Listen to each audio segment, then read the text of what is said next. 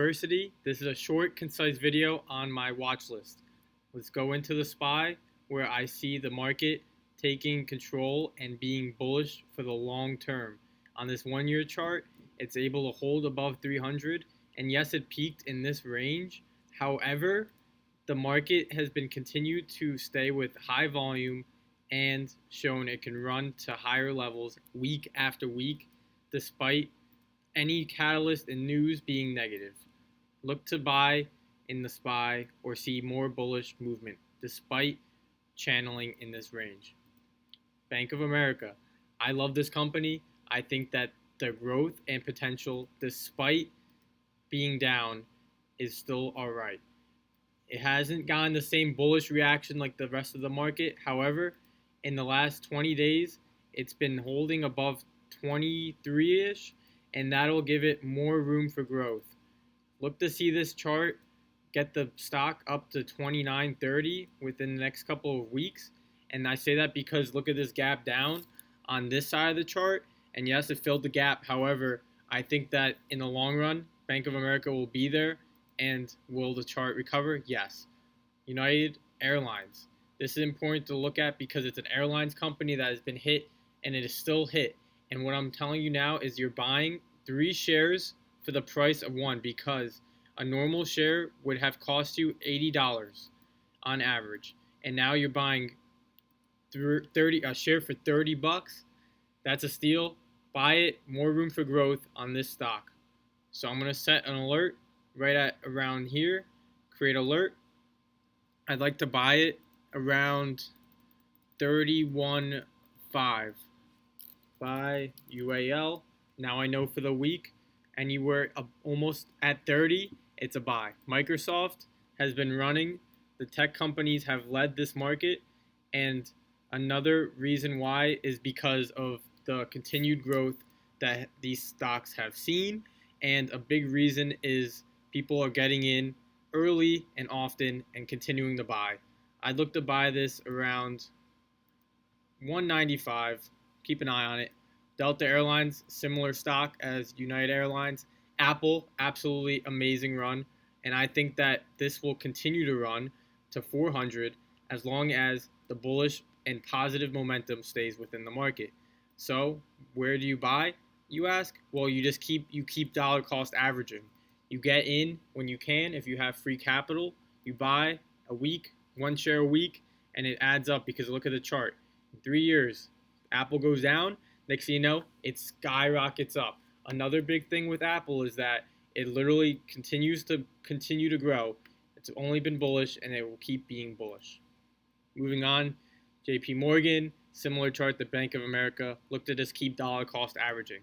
Snap, one of the most underrated social media platforms by far. It got hit, and it's recovered nicely.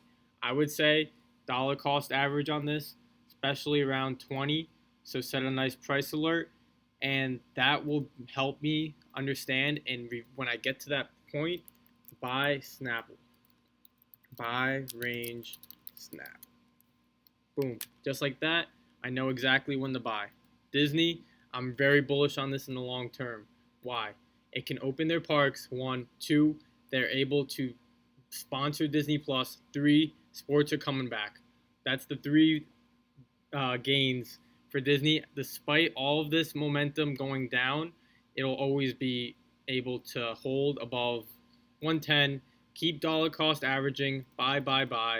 Eventually, you'll get to 150, and you'll be like hyped that you made a lot of money.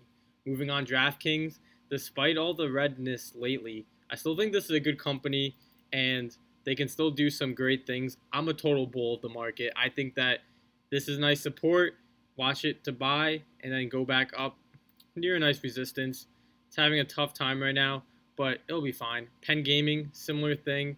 I'm very optimistic, especially with Barstools. Starbucks, just a holder. Don't go too crazy with Starbucks.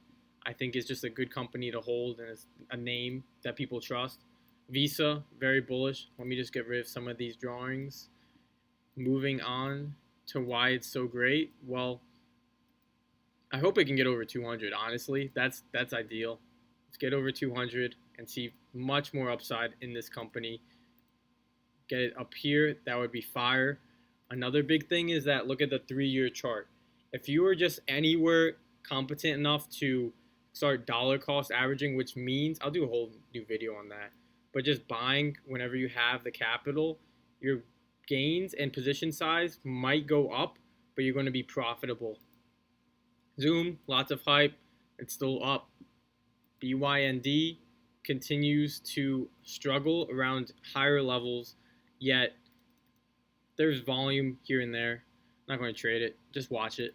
CNK, let's see. It's a good question whether to buy this, but obviously movie theaters are very impacted, and this is not a good sign. You don't ever want to see a slope like that. AMC, very similar. Next, moving on, IBM. Nothing to see except the dividend. And Discover Card, I think this one's a good buy because you're buying shares for the price of 2 for 1. Look to buy now and then ride it up all the way to this awesome range where you can see double your gain. I mean, why not? Google, absolutely love Google. Look at the nice chart on the year. It continues to ride up, and if you get one share every time it goes up like 1%, you made like $15. So I mean the math is pretty good on this company. Waste Management, dividend, and VIX. Finally, if it falls below this support, watch the bulls to have a massive run. Thank you.